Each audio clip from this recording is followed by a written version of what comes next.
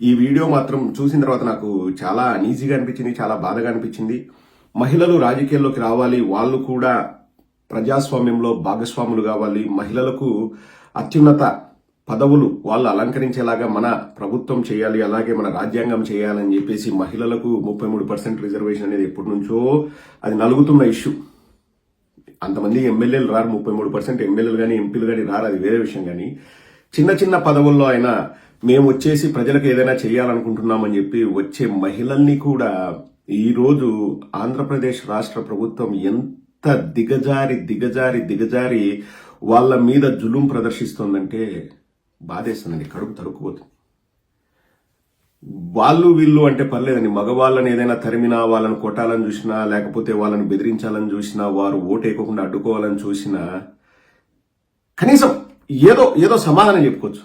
కానీ మహిళలను, అందులోనూ ఒక గర్భవతిని బెదిరించి భయపెట్టి పరిగెత్తిస్తున్నారంటే వీళ్ళు మనుషుల దున్నపోతులండి. నాశనం అయిపోవాలి, సర్వనాశనం అయిపోవాలి అట్లా చేసిన వాళ్ళు.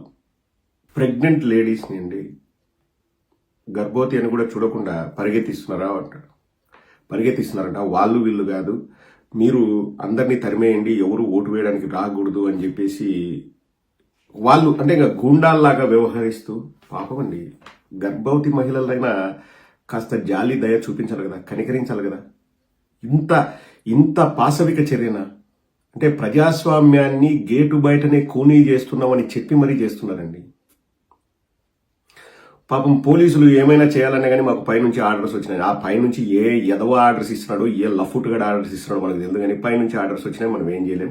మనం తెలుగుదేశం వాళ్ళకు ఒత్తాసు పలకాలి, మనం పలకపోతే మనల్ని తీసుకెళ్లి వీఆర్లో పెడతారు, మన ఉద్యోగాలు ఉండవు, మనకు జీతాలు ఉండవు, వాళ్ళ భయం వాళ్ళది. ప్రజాస్వామ్యాన్ని కాపాడేది ఎవడండి? మిగతా వాళ్ళంతా పోతే పోనండి, అంటే మగవాళ్ళైనా దెబ్బలు తిన్నా తట్టుకోగలరు, వాళ్ళు పరిగెడతారు. సరే, ఏదో మగవాడు కొంచెం బలవంతుడు సమాజంలో, అంటే శారీరకంగా వాళ్ళు బలవంతులు.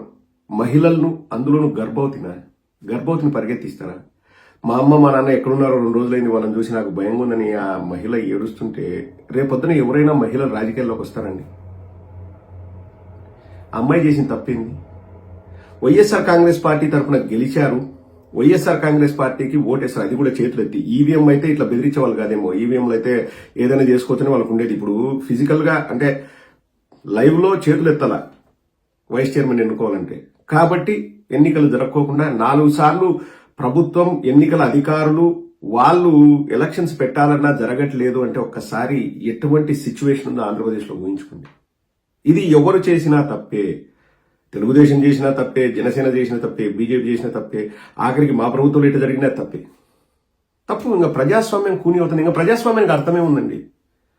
మాకు ప్రజలు అధికారం ఇచ్చారు, వాళ్ళు మంచి చేయని అధికారం ఇచ్చారు, కానీ మేము ఇటువంటి లఫంగా పనులకు మేము వాడుకుంటాము. ప్రజాస్వామ్యాన్ని నడి రోడ్డు మీద కూనీ చేస్తాము. 5 ఏళ్ళు మమ్మల్ని అడిగే వాళ్ళు ఉండరు. ఏం పవన్ కళ్యాణ్ అడుగుతున్నా, ప్రశ్నించడానికి పార్టీ పెట్టిన అంటాడు కదా, వాళ్ళు చేసే మాత్రం నిమ్మకు నీరెత్తినట్టు, దున్నపోతు మీద వానవన్నట్టు అంత సైలెంట్గా ఉంటే నాకు అర్థం కాదు. పవన్ కళ్యాణ్ వచ్చి బయట మాట్లాడచ్చు కదా. ఇప్పుడు స్వేచ్ఛాయుత వాతావరణంలో ఎన్నికలు జరగాలని చెప్పేసి పవన్ కళ్యాణ్ ఒక మాట చెప్పలేడా అండి? ఇవన్నీ కుక్కల వ్యానికి మురిగింది ఓట్ల కోసం డ్రామాలు, ఎలక్షన్స్ ముందు డ్రామాలు అంతేనా? నేను మార్పు తీసుకొస్తాను, అమ్మాయి మీద చెయ్యాలంటే ఎవడైనా భయపడాలి, చెండాలు ఉలుస్తాను. ఇప్పుడు మహిళ మీద తెలుగుదేశం గుండాల, జనసేన గుండాల జులుం.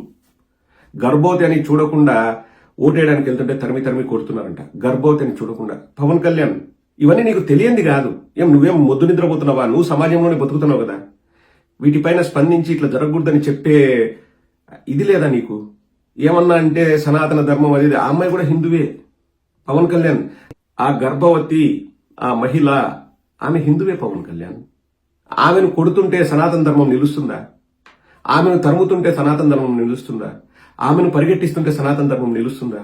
ఇంకొకసారి మహిళల్ని రాజకీయాల్లోకి రాకోకుండా తరిమి కొడుతుంటే సనాతన ధర్మం నిలుస్తుందా? ఎందుకు డ్రామాలు? దేనికోసం? సమాజం బాగుండడానికి కోసం కదా, సమాజ హితం కోసం కదా.